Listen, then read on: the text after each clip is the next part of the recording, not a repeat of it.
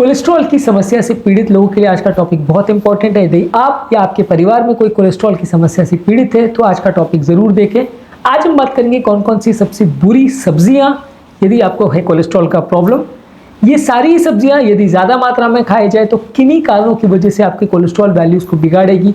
आज हम उन कारणों पर भी बात करेंगे। हो सकता है इनमें से कुछ ऐसी सब्जियां हैं जो आपके एरियाज़ में अवेलेबल ना हो या अनकॉमन हो, पर फिर भी हम उनके बारे में एटलीस्ट चर्चा करेंगे ताकि आप उनसे सावधान रहें।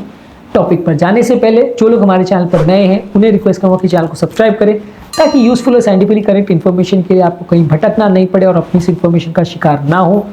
टॉपिक पूरा एंड तक देखें और सारे जो सब्जियों के बारे में हम बात करें उनकी एक लिस्ट बना लें ताकि इन सब्जियों को आप बहुत ज़्यादा मात्रा में लेने से बच सकें।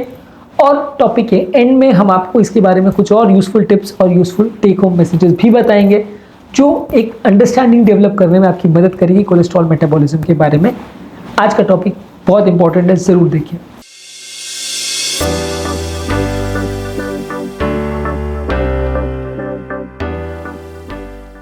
सबसे पहले पोटैटोज।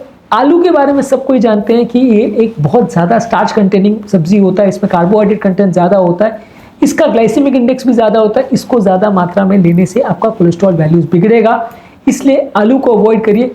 इसी तरह से स्वीट पोटैटोज यानी शकरकंद आलू से थोड़ा बेटर है ग्लाइसेमिक इंडेक्स के मामले में, लेकिन वो भी बुरा है, काफ़ी मीठा है और उसमें भी काफ़ी स्टार्च का कंटेंट होता है, काफ़ी शुगर का कंटेंट होता है। हालांकि स्वीट पोटैटो में फाइबर भी अच्छा होता है, लेकिन ज़्यादा मात्रा में लेने से ये आपके कोलेस्ट्रॉल वैल्यूज़ को बिगाड़ेगा। बहुत ज़्यादा मात्रा में इसे लेना अवॉइड करेंगे तो अच्छा है। सेम कैटेगरी में आता है कॉर्न यानी मक्का। इससे बनाने वाले कॉर्न चिप्स या पॉपकॉर्न जो भी चीज़ आप बनाते हैं, इसमें फाइबर कंटेंट थोड़ा होता है लेकिन स्टार्च कंटेंट काफ़ी ज़्यादा होता है, मीठे होते हैं सारे, तो कंपैरेटिवली कार्बोहाइड्रेट कंटेंट इनका ज़्यादा होता है, इसलिए इसमें वजन बढ़ने का चांस ज़्यादा होता है। सेम प्रॉब्लम है हरी मटर के साथ। हरी मटर भी फाइबर और प्रोटीन में अच्छा है, लेकिन कार्बोहाइड्रेट कंटेंट बाकी सब्जियों के कंपैरिजन में ज़्यादा है, इसलिए ये सारी चीज़ों को आपको थोड़ी मात्रा में खाना चाहिए। ज़्यादा मात्रा में खाने से ये आपका वजन बढ़ाएगा और इनडायरेक्टली आपके कोलेस्ट्रॉल वैल्यूज़ को बिगाड़ेगा। ये सब्जियों के साथ देखिए आपको एक चीज़ समझने की ज़रूरत है, ये सारी स्टार्च वाली जो सब्जियां हैं ज़्यादा मात्रा में आप इनको लोगे तो वजन बढ़ाएगा। ओवरऑल ज़्यादातर सब्जियां हेल्दी होती हैं, ज़्यादातर सब्जियां अगर सीमित मात्रा में खाएं तो वजन को कम करती है, कोलेस्ट्रॉल वैल्यूज़ को कम करती है, लेकिन जो भी चीज़ आपका वजन बढ़ाएगी वो इनडायरेक्टली आपके कोलेस्ट्रॉल वैल्यूज़ को बिगाड़ेगी। ये एक बेसिक अंडरस्टैंडिंग होना ज़रूरी है। कई लोग आपको इस तरह का कॉन्सेप्ट देते हैं कि आप कम तेल का खाना खाओ, जितने फल खाओ, जितनी सब्जी खाओ, आपका कोलेस्ट्रॉल कम होगा। यदि आप ज़्यादा तेल वाला खाओगे तो कोलेस्ट्रॉल बढ़ेगा।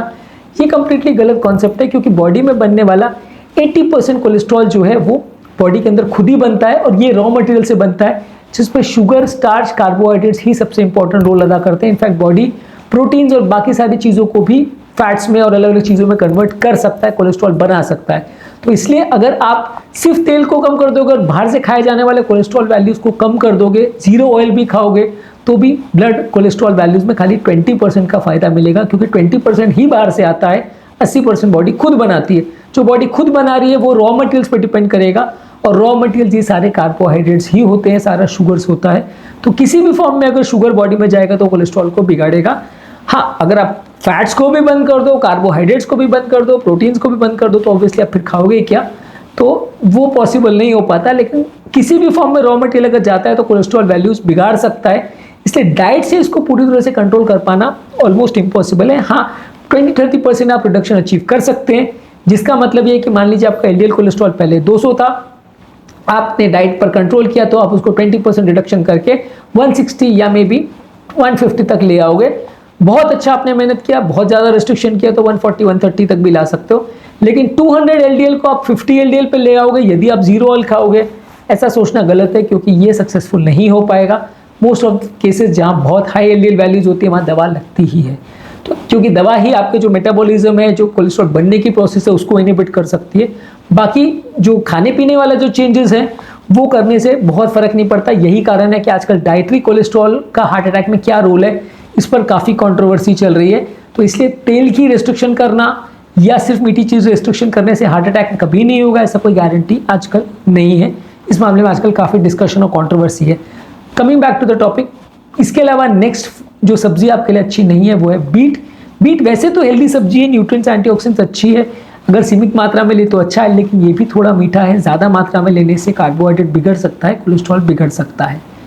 पार्सनिप्स, ये भी गाजर के समान एक सब्जी है, इसमें भी फाइबर्स और एंटीऑक्सीडेंट ज़्यादा होते हैं, लेकिन ये भी मीठे होते हैं। ज़्यादा मात्रा में खाने से ये आपका शुगर वैल्यूज़ बढ़ा सकते हैं, ज़्यादा मात्रा में खाने से कोलेस्ट्रॉल वैल्यूज़ बढ़ा सकते हैं। यैम्स जो है ये एक स्टार्ची ट्यूबर्स होते हैं, आलू जैसे ही होते हैं, ये भी हाई स्टार्ची वेजिटेबल्स में आते हैं और ये बहुत ज़्यादा मात्रा में खाने से आपके कोलेस्ट्रॉल वैल्यूज़ को बिगाड़ेंगे। प्लांटेन्स यानी कच्चा केला, ये भी एक तरह का स्टार्ची फ्रूट है, इसको भी बहुत ज़्यादा मात्रा में भी आप लेते हैं तो ये भी आपके कोलेस्ट्रॉल वैल्यूज़ को बिगाड़ सकता है, आपके कोलेस्ट्रॉल कंट्रोल को बिगाड़ सकता है।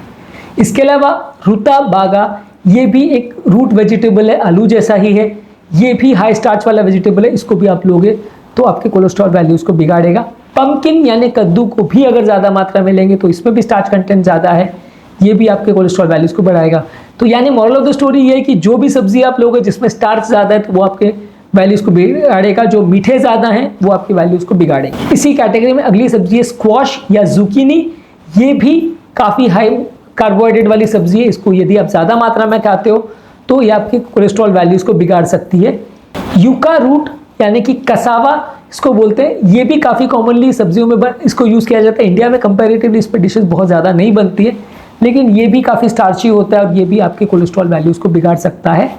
इस कैटेगरी में नेक्स्ट है टर्निप्स यानी शलगम, ये वैसे तो सैलड्स में काफ़ी माना जाता है और बहुत फाइबर कंटेंट इसमें अच्छा है, लेकिन इसमें कंपैरेटिवली कार्बोहाइड्रेट कंटेंट ज़्यादा है बाकी सब्जियों से, तो इसको भी थोड़ा देख के खाएं। नेक्स्ट है वाटर चेस्टनट्स यानी सिंगाड़ा, ये वैसे तो काफ़ी न्यूट्रिशियस होते हैं और काफ़ी इजीली कॉमनली इनको लोग कच्चा खाते हैं, लेकिन ये भी काफ़ी मीठे होते हैं और आपकी शुगर वैल्यूज़ को बिगाड़ सकते हैं, आपके कोलेस्ट्रॉल वैल्यूज़ को बिगाड़ सकते हैं।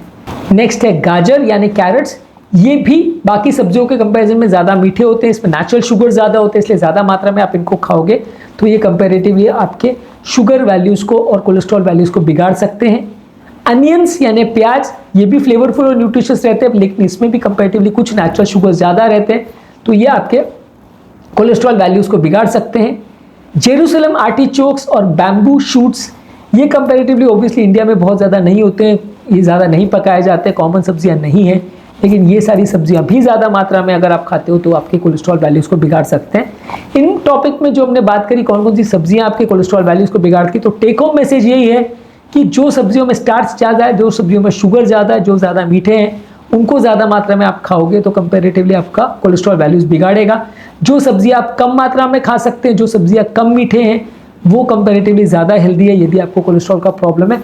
कोई भी चीज़ का बहुत एक्सेस खाना आपके वैल्यूज़ को बिगाड़ सकता है, लेकिन हाँ, जो सब्जियों का ग्लाइसेमिक इंडेक्स बहुत कम है, जो सब्जियों का कैलोरीफिक वैल्यू बहुत कम है, जैसे हरी साग सब्जी वगैरह है, ये आप जितना भी खाओ उसमें बहुत फ़र्क नहीं पड़ता, पर बाकी सब्जियां जिनका कैलोरी कंटेंट थोड़ा बढ़ते जाता है, उनको जितनी ज़्यादा मात्रा में आप खाते जाओगे उतना आपका शुगर वैल्यूज़ बिगड़ते जाएगा, उतना प्रॉब्लम्स होने का चांस बिगड़ते जाएगा।